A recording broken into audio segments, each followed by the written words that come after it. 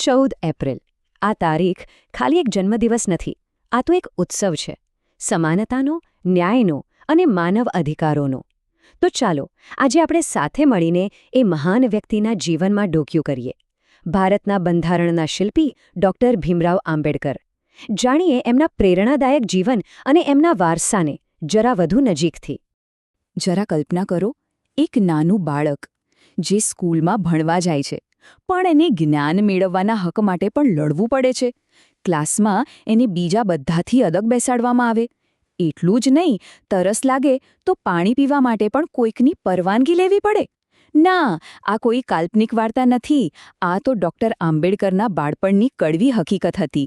અને બસ આ જ અનુભવોએ એમના દિલમાં એક એવી આગ પ્રગટાવી, સંઘર્ષની એવી જ્વાળા, જેણે આગળ જઈને આખા દેશની દિશા જ બદલી નાખી. તો આ સફર શરૂ ક્યાંથી થઈ? એની શરૂઆત થઈ 14 એપ્રિલ 1891ના રોજ. મધ્યપ્રદેશના એક નાના ગામ મહુમાં એક દલિત પરિવારમાં એમનો જન્મ થયો. અને ભીમરાવને નાનપણથી જ અસ્પૃશ્યતા એટલે કે આભડછેટ અને ભેદભાવના એટલા કડવા અનુભવો થયા કે બસ એ જ અનુભવોએ એમના મનમાં સમાનતા માટે લડવાની એક આગ પ્રગટાવી દીધી. પણ જુઓ, આટલા બધા અવરોધો સામે એ હારી ના ગયા.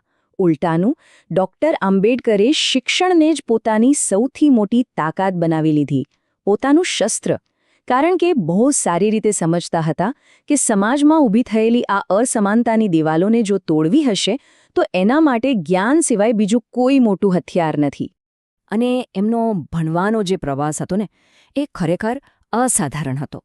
મુંબઈ યુનિવર્સિટીથી શરૂઆત કરી અને પછી તો જુઓ, અમેરિકાની કોલંબિયા યુનિવર્સિટી અને લંડન સ્કૂલ ઓફ ઇકોનોમિક્સ, દુનિયાની સૌથી શ્રેષ્ઠ સંસ્થાઓમાં જઈને ભણ્યા.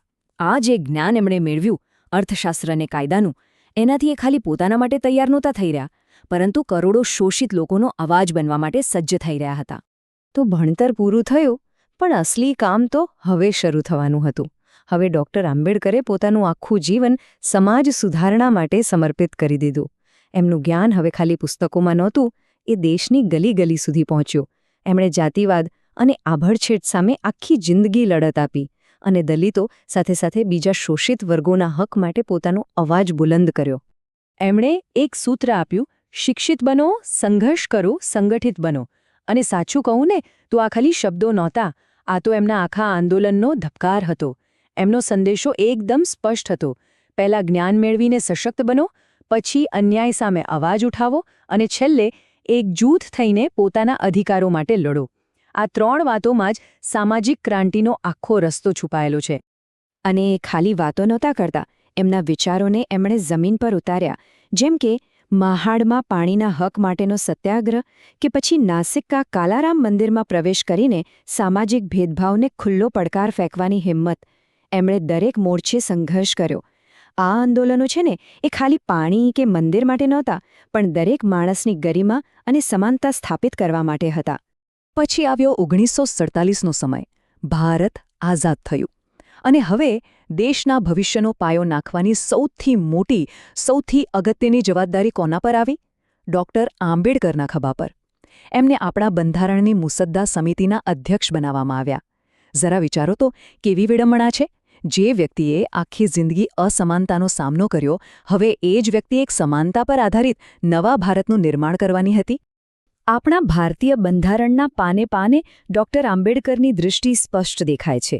એમણે પાક્કું કર્યું કે કાયદાની નજરમાં બધા જ સમાન હોય. દરેકને બોલવાની, પોતાના વિચારો રજૂ કરવાની આઝાદી મળે. અને હા, ધર્મ કે જાતિના આધારે કોઈની સાથે કોઈ ભેદભાવ ના થાય. આ બધા અધિકારો આપીને એમણે એ સુનિશ્ચિત કર્યું કે જે અન્યાય એમણે પોતે સહન કર્યો, એ આવનારી કોઈ પેઢીને સહન ના કરવો પડે. પણ એમની સમાનતાની વાત ખાલી જાતિ સુધી સીમિત નહોતી, એ તો એનાથી પણ આગળ વિચારતા હતા. એ મહિલાઓના અધિકારોના પણ એટલા જ મોટા હિમાયતી હતા. વિચારો, એ જમાનામાં જ્યારે મહિલાઓના અધિકારો લગભગ હતા જ નહીં, ત્યારે એમણે હિન્દુ કોડ બિલ માટે જબરદસ્ત લડત ચલાવી. આ બિલનો હેતુ શું હતો? તો કે મહિલાઓને લગ્ન, છૂટાછેડા અને વારસાઈ સંપત્તિમાં સમાન હક આપવાનો. ભલે એનો ત્યારે ખૂબ વિરોધ થયો, પણ એ એમની કેટલી આગળની વિચારસરણી હતી એનો મોટો પુરાવો છે. તો એમના જીવનનો છેલ્લો તબક્કો કેવો રહ્યો અને એ આપણી માટે કેવો વારસો છોડીને ગયા? ચાલો હવે એ જોઈએ કે એમના વિચારો આજે પણ આપણા દેશ માટે કેટલા મહત્વના છે. એમના જીવનના છેલ્લા વર્ષોમાં એમણે એક મોટો નિર્ણય લીધો. હિન્દુ ધર્મમાં જે જાતિ વ્યવસ્થા હતી એના વિરોધમાં એમણે બૌદ્ધ ધર્મ અપનાવ્યો. એમના માટે આ એક વૈચારિક યાત્રા હતી, સમાનતા અને કરુણાના માર્ગ પર ચાલવાની. આ ખાલી ધર્મ બદલવાની વાત નહોતી, આ તો એક વૈચારિક ક્રાંતિ હતી. અને આ નિર્ણયમાં એ એકલા નહોતા. 1956માં નાગપુરમાં એક ઐતિહાસિક કાર્યક્રમ થયો.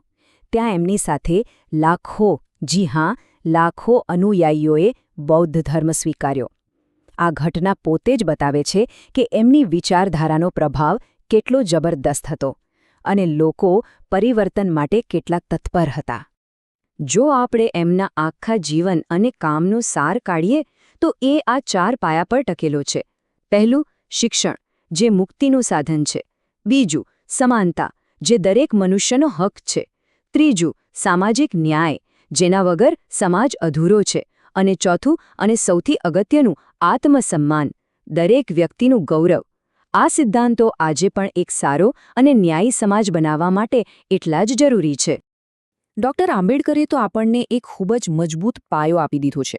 પણ સવાલ એ છે, અને આ સવાલ આપણે સૌએ પોતાની જાતને પૂછવાનો છે, કે આપણે એ પાયા પર કેટલી મજબૂત ઇમારત બનાવી શક્યા છીએ.